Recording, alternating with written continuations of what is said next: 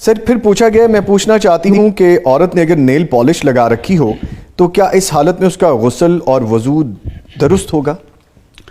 پہلی بات تو اس بہن کو یہ یاد رکھنی چاہیے کہ نماز اور عبادات جو فرض ہیں ان کے لیے طہارت شرط ہے، وضو کی صورت میں ہو یا غسل کی صورت میں جی، اور وضو اور غسل کو مکمل کرنا کتنا ضروری ہے اس کے لیے میں آپ کو نبی کریم صلی اللہ علیہ وسلم کے دو فرمان سنانے لگا ہوں۔ جی، ایک میں یہ تھا کہ نبی کریم صلی اللہ علیہ وسلم سفر میں ہیں، صحابہ کرام بھی سفر میں ہیں، اور آپ قافلے سے پیچھے پیچھے رہتے تھے تاکہ قافلے کا کوئی بندہ تھک کے پیچھے بیٹھ گیا ہے تو اس کی مدد کی جا سکے، کوئی بیمار ہے تو تیمارداری کی جا سکے، کسی کے پاس کھانے پینے کا سامان کم ہو گیا تو اس کو دیا جا سکے، تو اپنے قائد پیچھے رہتے تھے ان ضروریات کے لیے۔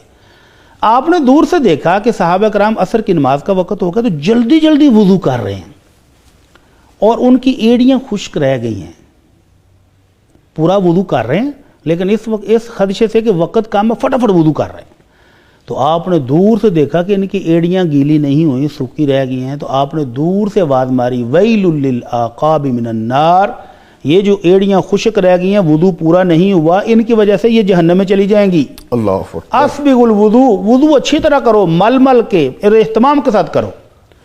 اور ایک اور حدیث میں ہے کہ نبی کریم صلی اللہ علیہ وسلم نے ایک بندے کو دیکھا، ایک صحابی کو دیکھا کہ وہ وضو کر کے آیا ہے اور اس کے وضو والے اعضاء ہاتھ پاؤں چہرے میں کہیں ایک جگہ پر ایک ناخن کے برابر جگہ خشک رہ گئی ہے، وہاں گیلا ہاتھ نہیں لگا۔ اللہ اکبر۔ آپ نے فرمایا ارجع فاحسن الوضو، واپس جاؤ اور اپنا وضو اچھی طرح کر کے آؤ۔ اس کا مطلب ہے کہ اگر ایک ناخن کے برابر بھی جگہ خشک رہ گئی جی، تو اس کا وضو نہیں ہوا، اور اگر وضو نہیں ہوا تو نماز بھی نہیں ہوئی۔ تو یہ جو 10 انگلیوں پر اور 10 پاؤں کی انگلیوں پر بھی نیل پالش لگی ہو، پوری تہ چڑھی ہو، تو اس کے نیچے پانی کیسے لگے گا؟ ٹھیک ہے۔ تو اس کا مطلب ان کا وضو نہیں ہوا۔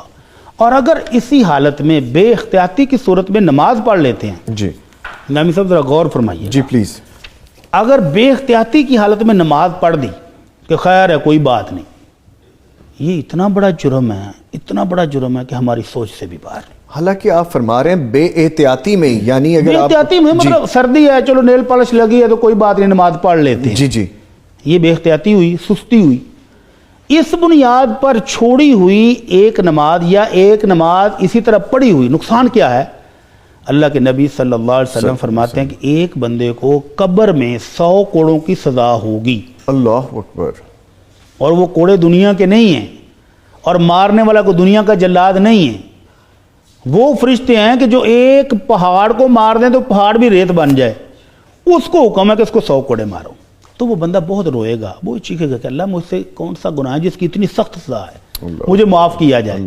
اس کو مسلسل معافی ملتی رہے گی، ملتی رہے گی، ملتی رہے گی، بالآخر جب ایک کوڑا باقی رہ گیا تو اللہ تعالیٰ حکم دیں گے فرشتے کو کہ اس کو ایک کوڑا تو لگا دو۔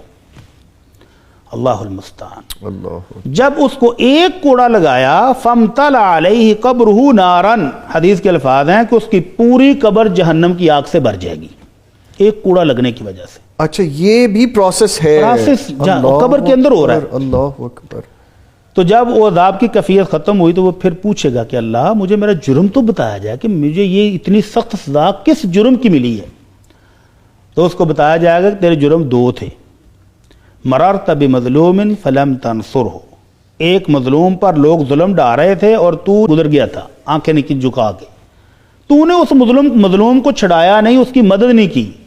اور دوسرا جرم یہ تھا کہ صلیت صلاۃ واحدۃ بغیر وضوء، اللہ اکبر۔ زندگی بھر نمازیں پڑھی ہیں، ان کی بات نہیں ہو رہی جو نماز پڑھتے ہی نہیں ہیں، اس کی بات ہو رہی جس نے زندگی بھر پڑھی ہیں لیکن ایک نماز بغیر وضو کے ہی پڑھ چھوڑی تھی، یہ اس کی سزا ہے۔ اللہ اکبر۔ تو یہ جو ہماری بہنیں میک اپ کر کے نیل پالش لگائی ہے، فنکشن میں جا رہی ہیں اور نمازوں کی پرواہ نہیں کرتی، تو ان کے لیے تو عبرت ہے کہ اس نیل پالش کے ساتھ جب اوپر پینٹ ہو جائے تو پانی ناخنوں تک نہیں پہنچتا، اور آپ نے تو ایک ناخن کی وجہ سے، ایک ناخن جتنی جگہ کی وجہ سے صحابی کو واپس لٹا دیا تھا کہ واپس جاؤ اور اچھی طرح وضو کر کے آؤ، تو جس کے 10 انگلیوں کے اوپر پالش لگی ہو اس کا وضو کیسے ہوگا؟